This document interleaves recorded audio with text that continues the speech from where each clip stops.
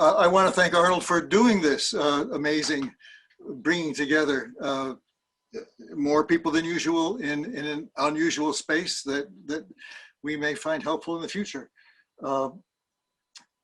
I was thinking about this essay, or this presentation of my second edition of the Tenniel Illustrations, and became aware that secondariness is actually a theme here. This is my second visit to Cleveland. I went to a conference for the Dictionary Society there some years ago.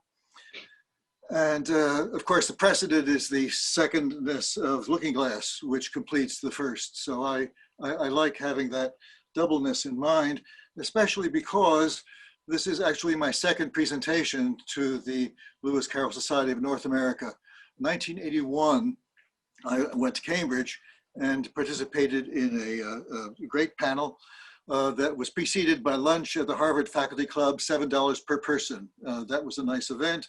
The papers were even nicer. William Bond, a great Carrollian, told us all about the 1865 Alice. I spoke, and Barry Moser presented his new illustrated edition, a spectacular book that he shared with us in a keepsake that he had specially printed for the event, a handsome folio-sized keepsake that had this text on the front, and then inside this great illustration.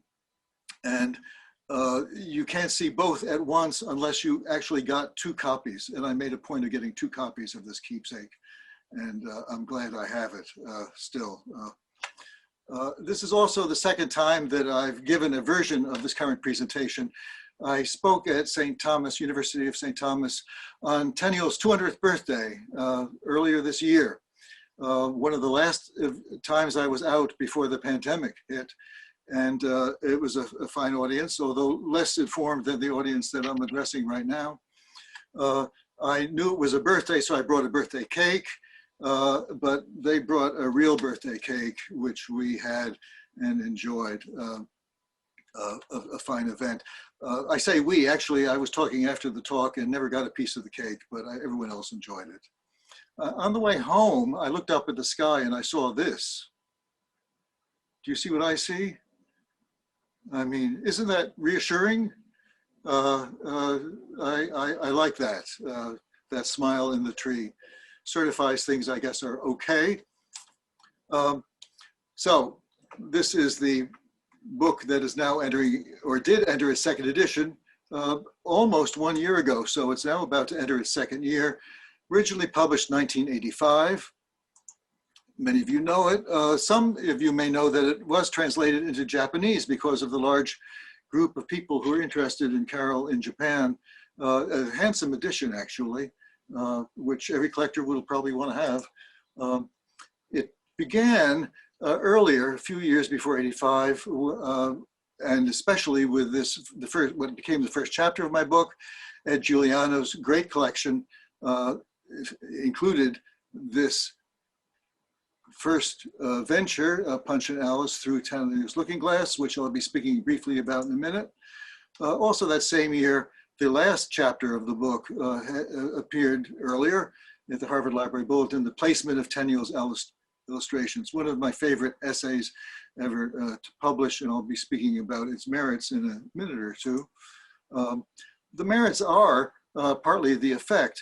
I sent an off-print of that article early on to Macmillan Children's Books in London, arguing that the original layout of the books was so good that it was a pity that it had been neglected by subsequent publishers, even including Macmillan, and that it would be proper to have an authentically laid out edition of Alice. Michael, and I offered to write a preface for it. Michael Wace wrote back to me and said, good idea. I think we should do a facsimile of that sort. Of course, if we included a preface by you, it wouldn't be a facsimile. So instead, he offered a little space in a pamphlet that was included. they published really handsome books, which kind of disappeared into the market. I think there were 5,000 copies out there, but there are very few in libraries. They also issued it through Alfred Knopf in New York, another quality publisher. It's nice to have editions from both Knopf and Macmillan, and there are also leather-bound editions, which I've never seen. I don't know about that. Then my book came out, and right about the same month that the book came out, it was discovered in the vault that of a bank in London that the original wood engravings had survived intact, in great condition, much publicity. So I realized immediately that my book was already a little bit out of date. And in the intervening decades, it became more out of date until I finally decided to update it. And here is an image of it. The book is handsomely produced by Ohio State University Press. Here it is. It's a great work of book design. I'm very happy. I didn't know how good it would be until the end, but I was delighted by the results. I will briefly touch a few bases in the early chapters. Every chapter was updated, some more than others. I'm only going to mention a few, and the substance that I want to get to is the 6 additional chapters that I wrote, which became necessary when I realized that the first edition had neglected material aspects of the book that are very important. Chapter 1 is that chapter on Punch and Alice, and I imagine many of you are familiar with it. It's a detailed chapter, which I did not have to heavily revise for the revision. I will show you just a few shots from it. Tweedledee and Tweedledum had their avatar in Tenniel's political cartooning before the event, and so for that matter did Alice herself, who appeared on the title page of the bound volume of Punch just before she appeared in the books that we're familiar with. This is a continuity that has a lot of detail, which I was happy to have published originally in Ed Giuliano's collection and then in the book, my book itself. There she is morphing from that to this. And there are many other illustrations of this sort, tracking the transition for Tenniel from old habits of figuration to the new needs of this fantastic story. Chapter 2, I also haven't changed very much, and I imagine many of you are familiar with its contents directly or indirectly. Alice's Adventures Underground, which Carroll illustrated himself, provided amateur precedents for the more professional work that Tenniel did by being hired by Carroll. Sometimes I find the Carroll illustrations sweeter than the Tenniel, but the fact that Tenniel had this manuscript in view at some point during his thinking is pretty evident from an examination of those doublenesses between the two books. Another chapter, the Ugly Duchess has famous precedent in the Massey's painting in the National Gallery. And it turns out that in the 34 years between my editions, there's been continuing attention to Massey. So I've brought the account of that up to date. Chapter 7, The Invention of the White Knight, is in some ways a miscellaneous chapter, which focuses more and more on the frontispiece to Looking Glass, which is an image that I find very important, very impressive. It was, of course, promoted to the frontispiece after the Jabberwock was demoted because of the terror it induced in children. But it's a significant image in Carroll's relationship to Alice, if you understand him to be in some way involved with the character of the White Knight. All this stuff on the horse, by the way, has been fully itemized and explained by Janice Lull in a brilliant paper that Ed Giuliano published in that same book, the Celebration book. She was a student of mine, and I was delighted when I read the first draft, and the results are still very impressive. What I've added in this chapter is a selection of images showing Tenniel at work dealing with medieval couples in the forest under situations of duress. And also echoing the famous Dürer engraving of the Night, Death, and Satan, which appeared in some early editions of books that also contained work by Tenniel along this line. So I unpack that in this chapter. Here's another such image. This is the space in the forest. This was a significant one for Tenniel as well as for Carroll. And then the Malay painting, which I don't think I mentioned at all in the first edition, is actually heavily involved in Carroll connections, partly because Tom Taylor was involved in both. So I consider that, and then notice how late in his life Tenniel revisited the Dürer image for political purposes and considered the resonance with this highly charged scene as Alice and the White Knight become separate. Last chapter in the book, I didn't have to update as regards argument, except I did update it as regards consequences. I argue in this chapter that the original layouts are the best layouts, sensitive to a surprising extent. The amount of care that Carroll especially put into it should be honored in repeating that layout in subsequent editions. Here are some examples that you're probably familiar with. The coordination between the events and the images is ideal. This is a case that may be illustrated if I click this button. In another moment, Alice was through the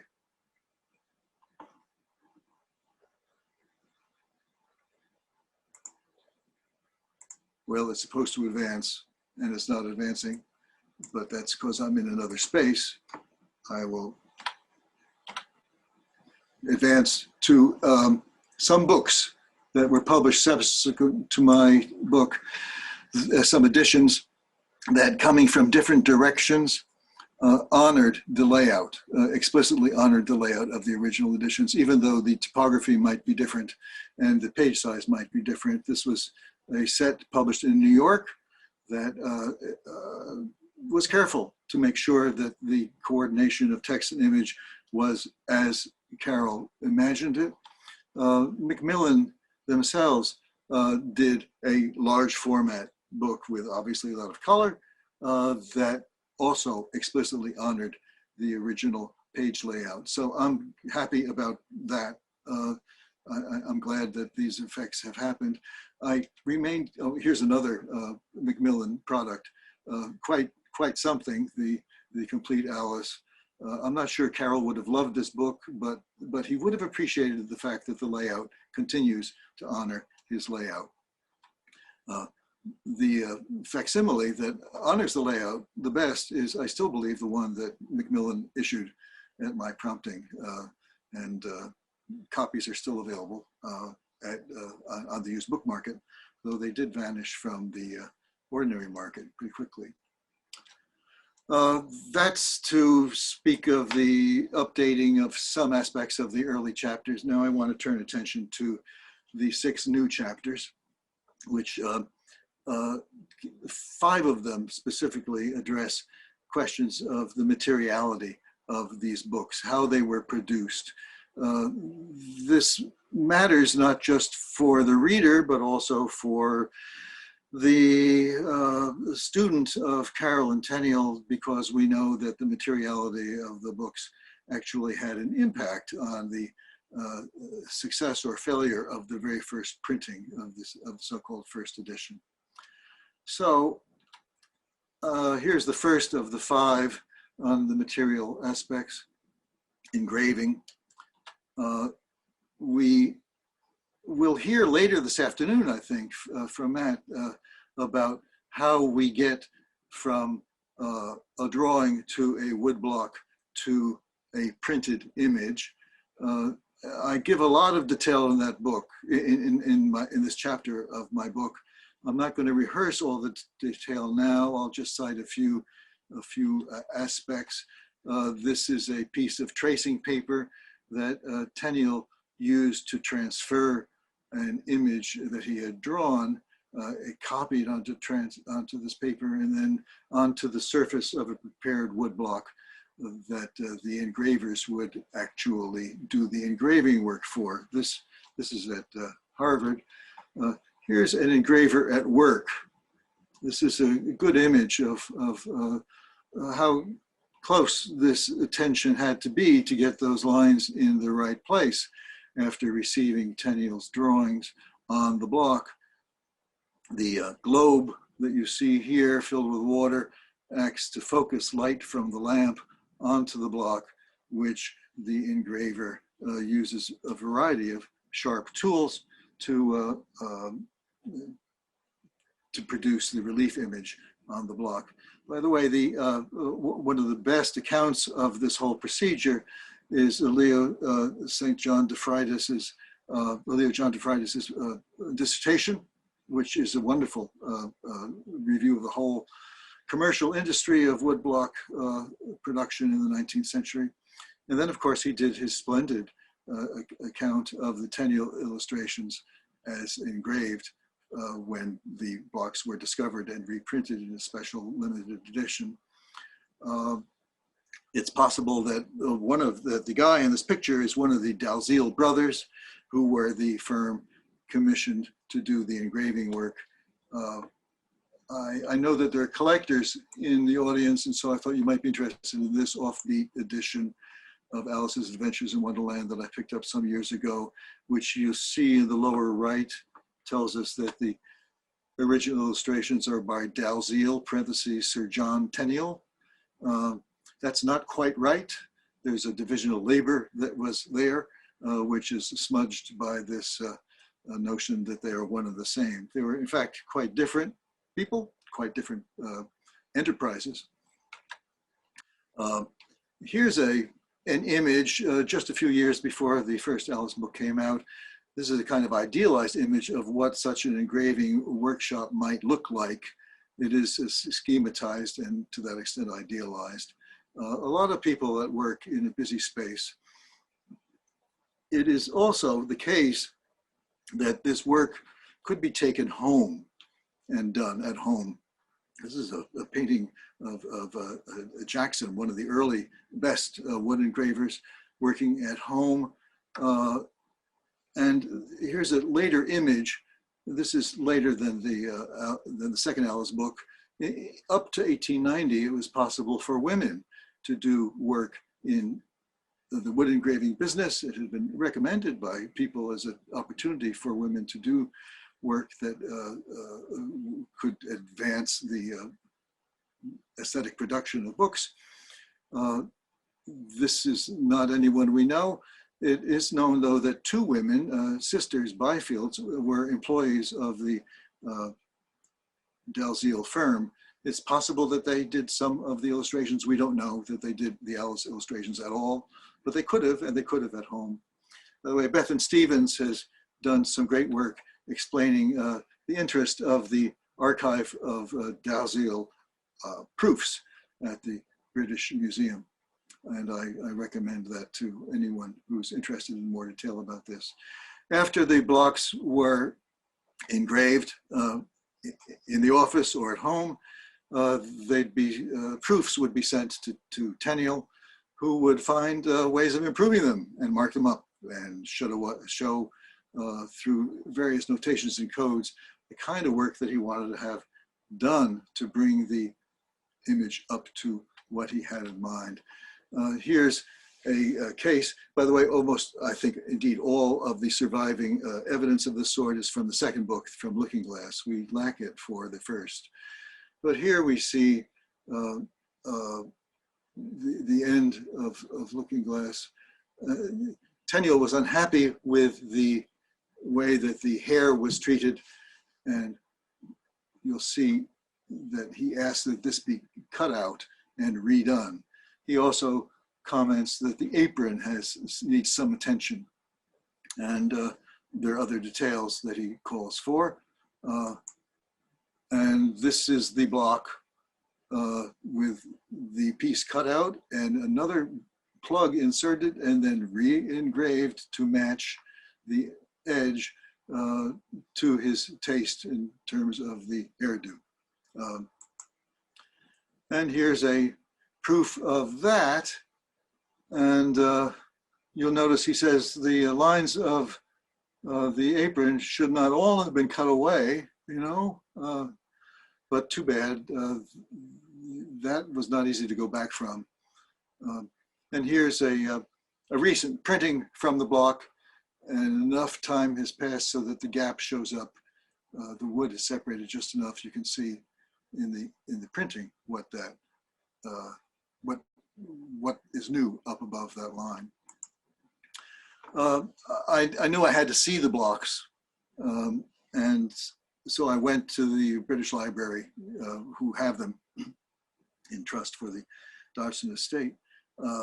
And there, at the same time, they were having this great exhibit about Alice, so that's a good encouragement.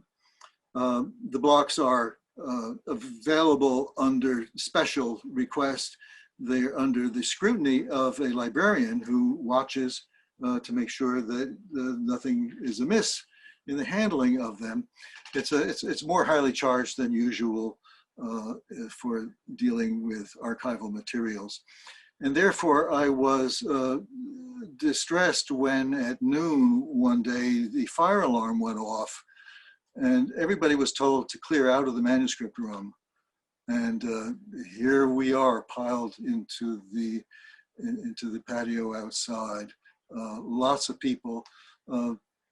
I doubt anyone had such interesting material left behind on the desk as I did, and I worried about its safety. There we go. Yeah, it was quite a scene. But I got back and they were fine. They were okay. I did not learn a great deal more about them than DeFreitas outlines in his book. I did notice marginal markings on the edges in a code that I made some guesses about what they might mean, but I'm still not persuaded I understand what those code marks are.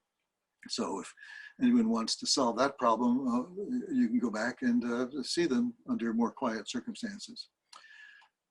After the blocks were finally done to satisfaction, they were not used to print the books.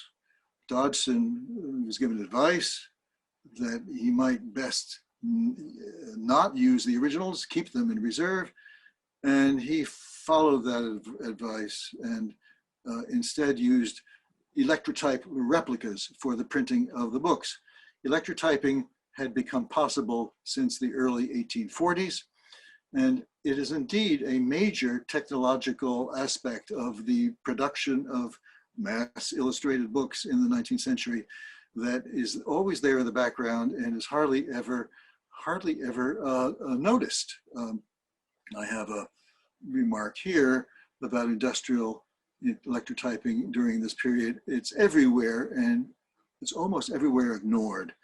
And I felt obliged to learn more about it since these very important books relied upon electrotyping for their imaging. So this is the 1842 edition of Thompson's Seasons, the first to have illustrations reproduced that way. That's a kind of origin moment. Electrotyping involves making a metal copy from any object original, could be a metal, certainly it could be a wood engraving, by depositing copper electrons on a prepared electrolyte surface, usually graphite, that would adhere the copper ions and build up a replica, which could then be peeled off and used for printing purposes. I found two very detailed accounts of this process. One from New York, 1858. The Americans were in advance of the English on such matters. And then later, 1863, a similarly detailed report. This is getting very close to the date of the first Alice book. And I also found a third resource, which is a set of wood engravings produced around 1890 by a woodblock and engraving firm in London, E. Badereau, which was a very important firm, and which apparently used these images for display at conferences and the like. And they wound up, ultimately, proofs of these images wound up at the St. Bride Foundation and Library in London, which is a spectacular collection of printing history that has had restricted access recently because its financial foundation is not as certain as it might be. And I recommend it to anyone, and especially to any donor who might be interested in supporting a very worthy cause. This, of course, is the center of printing in London, Fleet Street area, the St. Bride area, and they accumulated 19th century history in depth. Some of the images I'm going to show you, a few had been published in the British Printer in the 50s. These are collective scenes showing various people at work. This is a busy shop, the back shop of the print shop. And I imagine the Dalziel shop looked something like this, although we have no evidence because they were very tacit about what they actually did at the hands-on level. Here's one of the previously unpublished images of preparing a wax mold to receive the image from a wood block. That wax mold would then be covered with graphite after being adjusted in ways to prepare to receive the graphite.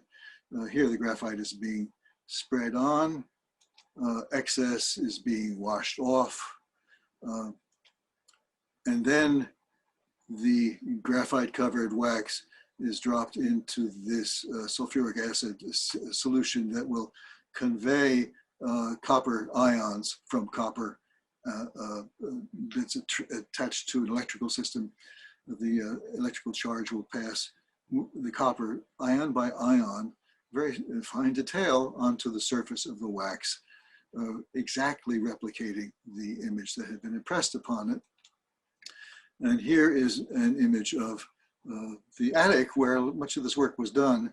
And I just want to notice that these are close quarters and that the vats of the acid used to power the electric batteries and the acid used to make the copper ions move, these are highly unhealthy, what do we say these days, aerosols. Not organic, but poisonous in their way. I hope the windows that you see at the top there are bringing enough air in. They run the electrical process overnight typically, and then the next day peel off the copper deposit, peel it off from the wax using boiling water, which will weaken the wax behind and enable it to be the metal sheet to be removed, and then the metal sheet is backed up with other materials to make it type height and suitable for printing along with the type, just like the original woodblock. What they're coming up with here is a metal surfaced replica of the original woodblock, which can be handled with type as the original would have been. There they are backing up some. A busy world.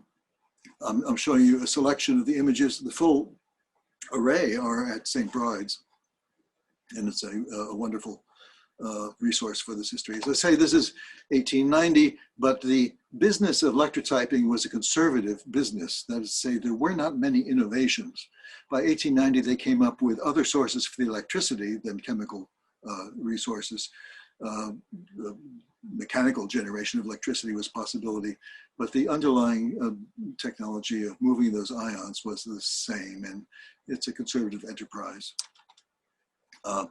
Here's an example of what it looked like in France around 1860. This is our period. You see these vats in the center, all poisonous. Those images were reshuffled for an image in the 1860s. Same details now here arranged in a kind of idealized scene. The close-up shows the bourgeois visitor watching the laborers at work. And I noticed that the bourgeois visitors are quite close to all these poisonous fumes. I hope they were given alerts before they spent too much time there. I'm sort of joking about it, but in fact, this was a hazardous business. And I'll show you a joke about the hazard from the Printer's Journal and Typographical Magazine. The correspondent of a contemporary says sulfuric acid, used in electrotype work, is a sovereign remedy for the cholera. The cholera was raging there. Diseases are out and about. A sovereign remedy for the cholera, so is a bare bodkin. It could be fatal. There were cases of serious health damage, which here they're jesting about. It's sobering to think about the conditions under which these splendid images were produced. And here's the results. I've used the plural, two more or less identical images, two more or less identical electrotypes, identical to each other, and on the surface, identical to the woodblock originals. These are from the Macmillan archives in Basingstoke. Alison Saunders, the curator there, is wonderfully helpful in making this available to those who are interested. I have several displays of these electrotypes. Here, not backed up yet. They've been removed from their backing. And indeed, they were, here's a looking glass array by number, quite a few. And this is one of Alison's own images of a plate and a resulting image.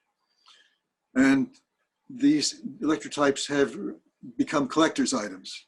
Christie's has more than once sold lots of these. And I guess I'm using the word lots in a punning way because there are quite a few on the market. They can be handsome to look at. The brightness of them. Here's a display recently at Christie's. This is 2 or 3 years ago. And they look fine. But there are many of them. And at the end of this chapter on electrotyping, I come up with a summary that doesn't actually say very much. There are a lot of these electrotypes around, the actual origin and use of which cannot readily be determined. So the next stage of advanced bibliography in this area would be to determine more of the history and origins of the individual ones that have survived in collectors' collections or institutional collections. But at the moment, it's not easy to tell. Printing. After the electrotypes are produced, they are then sent to the printer who uses them to set up type next to them, and the adjacency that Tenniel and Carol wanted could be obtained through printing them side by side. But printing was hard. Quality printing in this period was hard, especially quality printing of illustrations. Even woodblocks could present challenges when printed side by side with type, different kinds of pressure needed for a good image. Electrotypes in a certain way are drier and less responsive than wood, so they can present problems too. And I think everyone listening to me knows that the printing of the first edition of Alice's Adventures did not go well. And I came up with 3 epigraphs for this. Certainly too much pepper in that soup. It's wrong from beginning to end. There ought to have been a red rose tree. We put a white one in by mistake. Mistakes happen or difficulties happen. It's inherent in the nature of the printing. It is not an easy business. And Oxford University Press, this is their print site, who printed the first edition, were not as skilled at managing the printing of electrotypes and type together as other printers turned out to be. I'm thinking of Richard Clay, who did the actual proper first edition of the book. Printing machines like this would have been used. I can't be exactly sure, but we know that these book presses were around and used by both printers.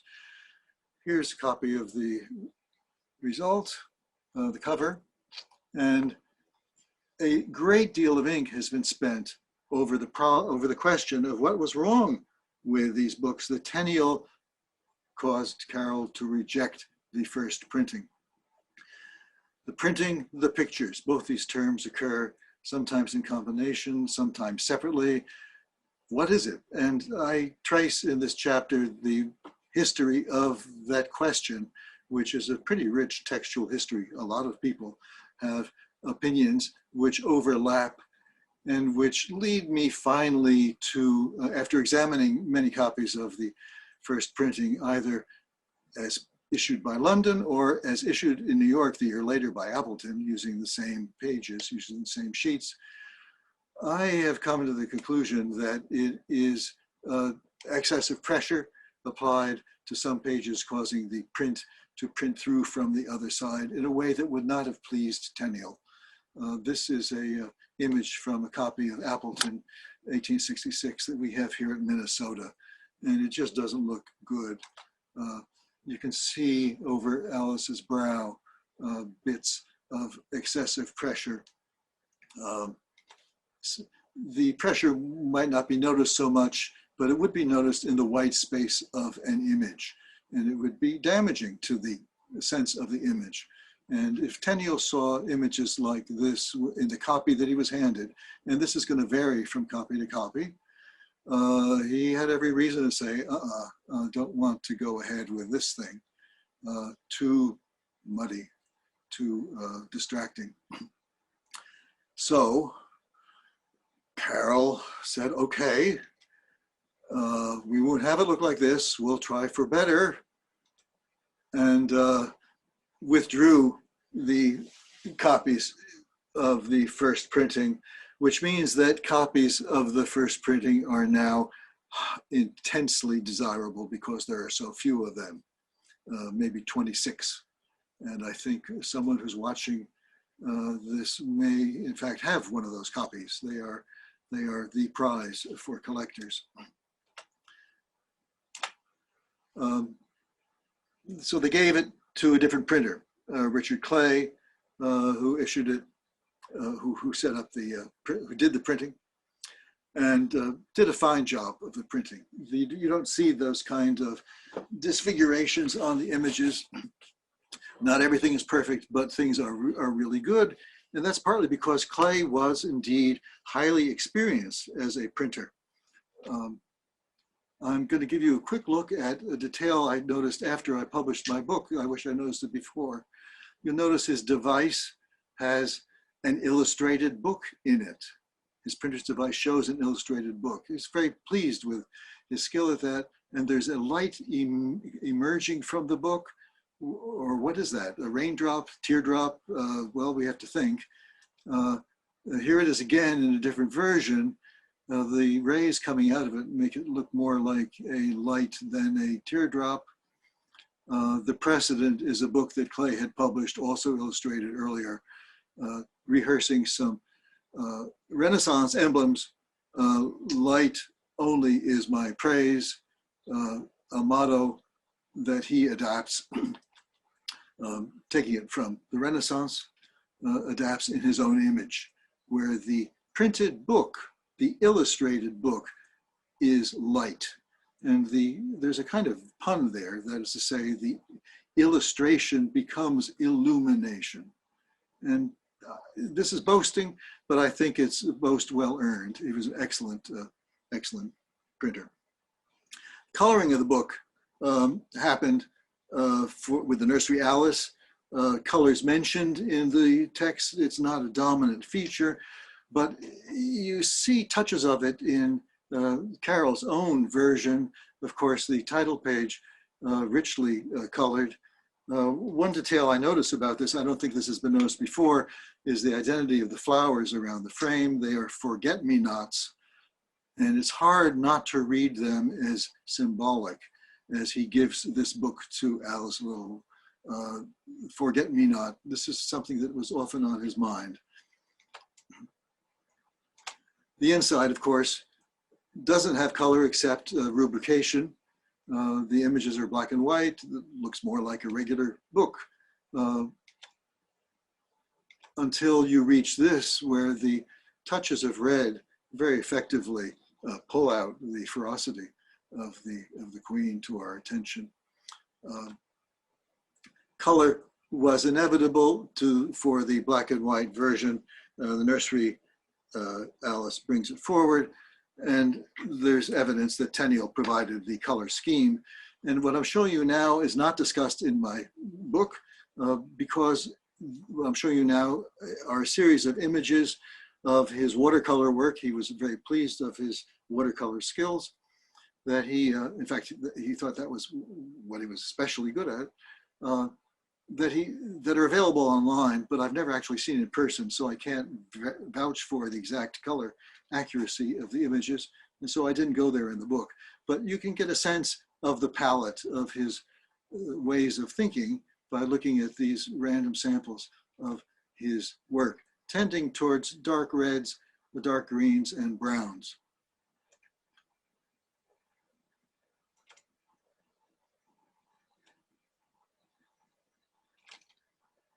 Here's a brighter version, but still somber with the beige overtones. This is in the book. I copied this from a page inserted in one of the copies of Alice in the Houghton Library. It is believed that this was hand colored, this pasted on edition by Tenniel, possibly as a model for the Nursery Alice, which came out in 1890 and did not have his work on the cover. This is Gertrude Thompson's work, but inside is his images.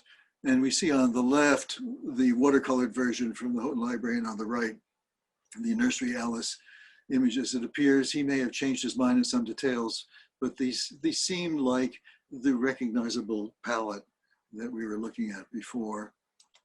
And here we are inside the Nursery Alice, where color prevails along that color scheme. Incidentally, the line blocks for the Nursery Alice of the Newberry Library, there are color proofs of each of the 7 stages of superimposed wood engravings by Edmund Evans, showing Alice upsetting the jury box there in the Houghton Library. And in the basement of the St. Bride Foundation, there are lots and lots of wrapped wood blocks from Edmund Evans's woodshop, which have not been opened or cataloged. And maybe some of them are for Alice. Another reason to go back to that great foundation and library. What color is Alice's dress? As we just saw, and we may remember, yellow for Tenniel. It's been pointed out at a meeting of this organization that Macmillan was of 2 minds about that. Blue or red didn't seem to matter until Alice Longworth Roosevelt, who was known for favoring a kind of blue called Alice Blue after her. There was a popular craze for blue Alice gowns in the 20s, which I think spilled over into fixing our notion of Alice's outfit as a blue dress. And blue was picked up by a colorist, Fritz Cradell, who uses the Tenniel Illustrations watercolored to the taste of the period, it says. This is a great Random House edition. And we're looking at the copies of the book that my parents gave me when I was 6. So I have a special fondness for this. There you see the pale blue, which has become normal for her dress.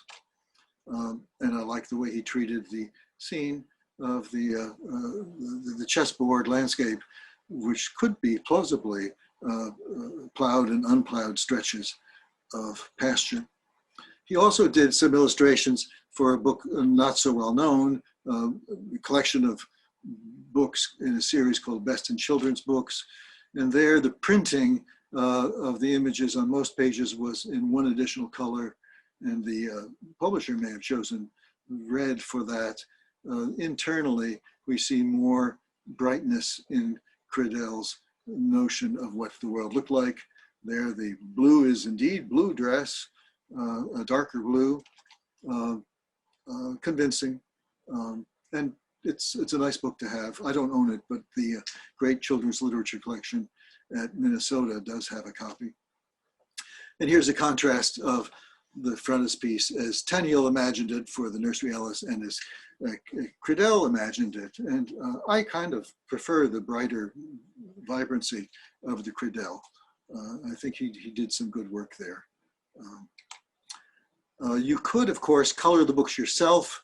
And this is a copy of Alice Appleton, 1866, in our collection, which was improved by a child owner at some point. And you could also use coloring books. Walt Disney encouraged you to follow their lead up to a point. You could buy new coloring books. This is a Vogue now. This is going back to the 70s, 60s, 70s. I like this, plain black and white, big sheet. If I were coloring, I would color like that. Reengraving. George Macy launched the Limited Editions Club at the beginning of the Depression. Not a great time to sell expensive bibliographic objects, though he managed to make it work by doing some very fine books. This is a selection. Many of you probably own Limited Edition Club books. Alice was obviously going to be included. Normally he would commission a new illustrator, but in this case, he didn't want a new illustrator. He wanted the old images, but he got a new artist to deal with them, to re-engrave them. They look identical to what we're used to. They're not quite identical. This book was promoted by getting Alice Hargreaves to sign many sheets that were included in them. They became valuable collector's items, and I hope that some of you own copies of this book. Frederick Ward managed the illustration scheme, a great book designer who was actually a native of Minnesota, left Wells, Minnesota at 18, never went back. It looked like that then, and it kind of looks like that now. I've been there. He commissioned Bruno Rollitz, a spectacularly fine, high-quality wood engraver in Germany, who did work such as we're looking at now. This is higher class work than Limited Edition Club work. This is genuinely a rare book, fine arts book. Re-engraving, in this case, Botticelli drawings that, or engraving them for the Divine Comedy. These blocks wound up at Yale, and they look kind of familiar, except that they bear, in some cases, his signature hidden away. Rollitz SC, sculpted. And you see in, I think, 4 cases, his signature marks to distinguish his books from the original woodcuts, or rather the original electrotypes of the original woodcuts.